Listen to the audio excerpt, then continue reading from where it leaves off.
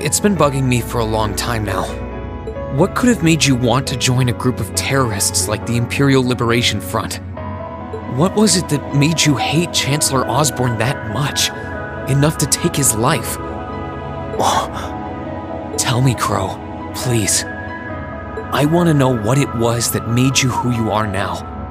What kind of place Jirai was, how you lived there, and what you were doing before you entered the academy and met Toa, Angelica, and George. Where's the fun in prying into a guy's past? Save all that talk for your number one in class. Who's the lucky girl anyway? Elisa? Laura? Emma? Fee? And don't tell me it's Milliam, because, you know, I'm serious, Crow. I really want to know. Think of telling me your past as paying off the interest you owe in that 50 Mira. Because until I know, until we know, we won't be able to move forward. You're really serious.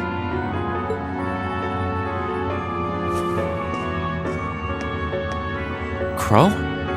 My past really isn't that big of a deal, you know.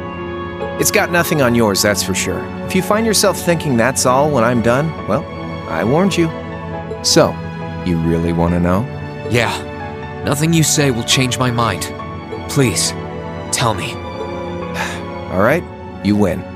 Like I said, it's just your run-of-the-mill sob story. Pick up any history textbook and you'll probably find a dozen others just like it. It's the kind of story that's so common no one bothers to remember it, like it never even happened. Back in those days, Jirai was known as Jirai City.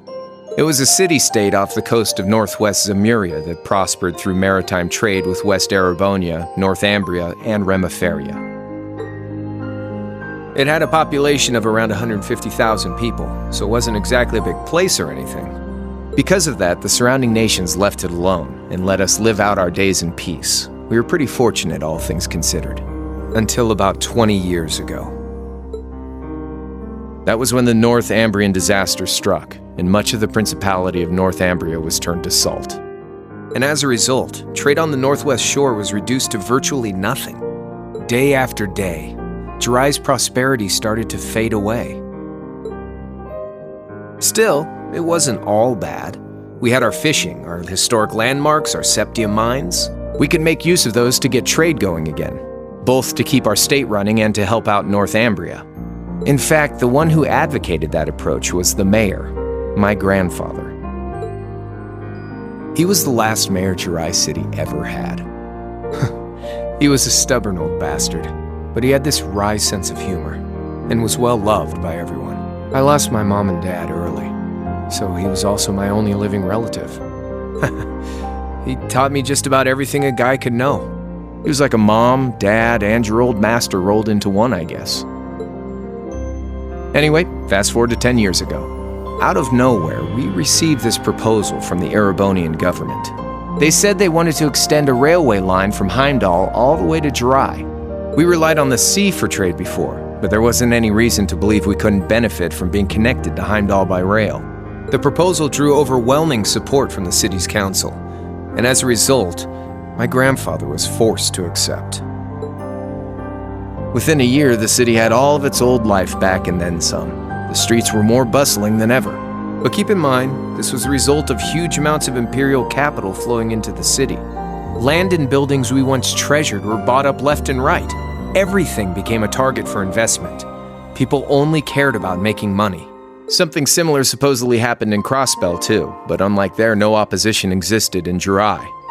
My grandfather sensed something was off, and he tried what he could to get the situation under control. Then one day, someone blew up the railway line leading to Jirai. Everyone demanded that it be repaired as quickly as possible. Everyone except the imperial government. Instead, they panned our national security arrangements for being insufficient and threatened to withdraw all imperial capital. The city was left in an uproar like we'd never seen. Shares plummeted, and with no one able to ascertain the culprit's identity, chaos reigned. That was when he showed up. Chancellor Gileath Osborne, in his third year as representative of the imperial government, personally came to Jirai. We then received a second proposal. The restoration of the railway and its future security will be seen to by the Imperial Army. In return for our continued assistance in safekeeping, Jirai will come under the wing of our glorious empire and attain even greater prosperity as a special economic zone. The timing was too good to be true, really.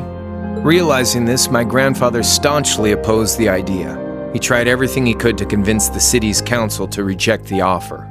Unfortunately, once you taste the sweet fruit of prosperity, it's hard to want to go back. The council, made up of influential merchants and all their greed, jumped at the offer.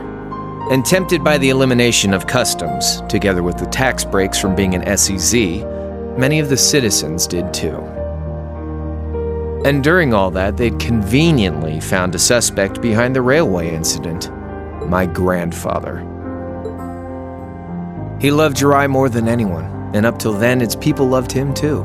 And yet, virtually overnight, he found himself facing the wrath of both the city's council and the citizens alike. Left with no choice, he resigned from his position as mayor, and Jirai formally became part of the empire. Both of these things happened on the same exact day. That was 8 years ago. Naturally, everyone knew my grandfather wasn't the one who did it. They knew who was really responsible. They just turned a blind eye to the truth. See? I warned you. Just your run-of-the-mill sob story. I don't know what to say, Crow.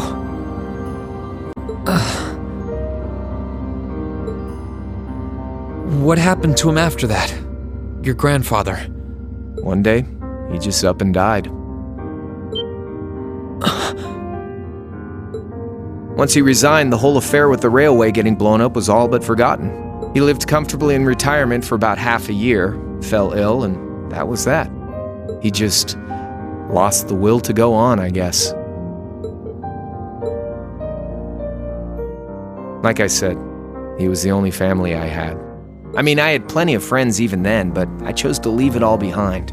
I was 13 at the time. I wandered the land, doing whatever I had to get by. That was when I met old Cayenne, who happily indulged my hatred for the Chancellor.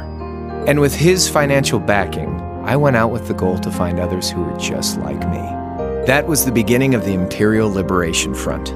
Gideon, Scarlet, and Vulcan were among those I recruited. I had also met Vita then. I only knew her as the woman who had often come to see Cayenne. She guided me to a place below the city of Ordis, and there slept the Azure Knight Ordine. One after another, I overcame the same trials you did with your friends, but alone. And once I'd proven myself worthy, Ordine accepted me as his awakener. That was 3 years ago. I was 16. My preparations complete, I concealed my background and enrolled in a military academy near the capital. Everything I did for the sole purpose of taking the Chancellor's head.